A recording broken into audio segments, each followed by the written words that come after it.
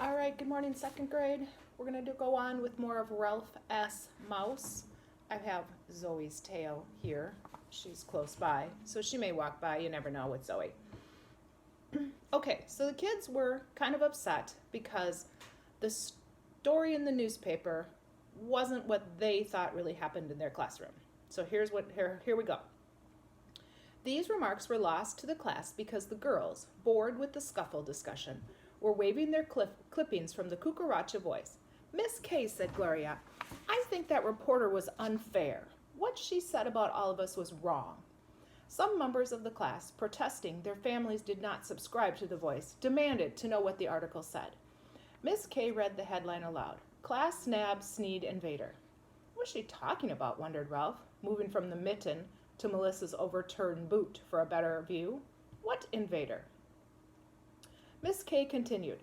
Under Ralph's picture, the story reads, Friday afternoon, the 5th grade class of Miss Bambi Knackenbacker at Irvin J. Sneed Elementary exhibited a mouse, thought to be one of many mice overrunning their school. They also discussed the harm rodents do to crops and food supplies and the rapidity to which they multiply. There was a murmur of disapproval from the class as Miss Kay read on. When informed of the mouse plague at the monthly meeting of the school board Friday evening, Superintendent Crossman promised a full investigation of conditions at Sneed. The class sat outraged in silence. Ralph was aghast. One tiny mouse, an invader overrunning the whole school by himself? Suddenly, everyone had something to say. Our exhibit wasn't like that at all. We were having fun, and she made our school sound terrible. Poor little Ralph didn't invade us. Ryan brought him to school. She made our school sound dirty, and Mr. Costa works hard. She was mean not to put our picture in the paper. She stayed about 2 minutes and didn't even understand what we were doing. Gordon felt he was to blame for the story. I didn't mean to get Ralph investigated, he said. I just wrote facts I found in library books. I didn't mean... Sorry, Zoe. A little less tail wagging would be good. Okay, Gordon felt he was to blame for the story. I didn't mean to get Ralph investigated, he said. I just wrote the facts I found in library books. I didn't mean that Ralph personally ran around harming crops. Just how am I going to be investigated? Ralph was beginning to wonder. Brad was pleased that someone else was in the wrong.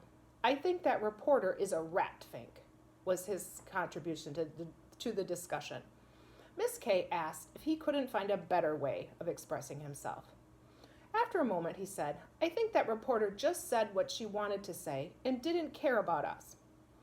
One boy said, my father says bad news sells more paper than good news. Everyone agreed that the reporter saying bad things about their school in order to sell more copies of The Voice was mean, unfair, and just plain sneaky. They did good things at their school, and she should have said so. Melissa said, I think we should write letters to the paper and say the story wasn't true and that there is or was only one mouse here. A splendid idea, Melissa, said Miss Kay, always eager for a new project. All right, Zoe, you have to stop or you have to go. We can write letters for our language arts class. However, I think we should be careful that we tell the truth. Of course, Room 5 should tell the truth. Room 5 always told the truth, except when they fibbed a little. Miss Kay continued, can we be sure that Ralph was the only mouse in school? Our principal told me this morning after reading the article in last night's Voice, the cafeteria workers reported a hole in a bag of sugar and tail tracings in the spilled sugar. The 4th grade teacher reported that seeds had disappeared from the mosaics her class had made. The librarian said the shredded materials from the bags that books are mailed in has been scattered on the carpet, and the 1st grade teacher said she found tooth marks in a jar of paste. This information silenced the class, but left Ralph burdened with guilt. He was just a little mouse trying to get along in the world. He had not meant to cause so much trouble. Melissa spoke up. Maybe if there are other mice and we can catch Ralph again, we could find him a girlfriend and have a mouse wedding. Oh, yes, said the girls, sighing. The boys were impolite about the suggestion. So was Ralph. "We don't know where Ralph is," was Miss Kay's comment, "and perhaps we should wait to write our letters until after the investigation. After all, there may be more mice in school."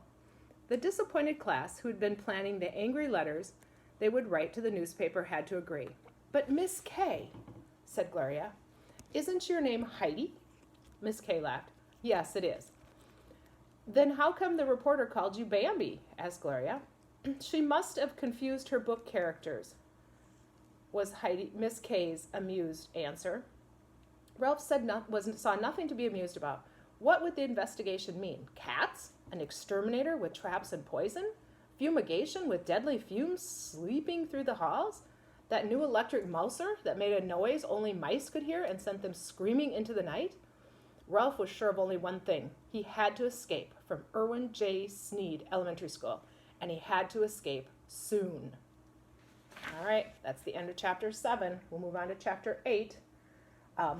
Thank you for your patience with Zoe here bothering our camera. She has now ruined the flowers while we were reading, in addition to tipping over our book. So I'll see you later. Bye.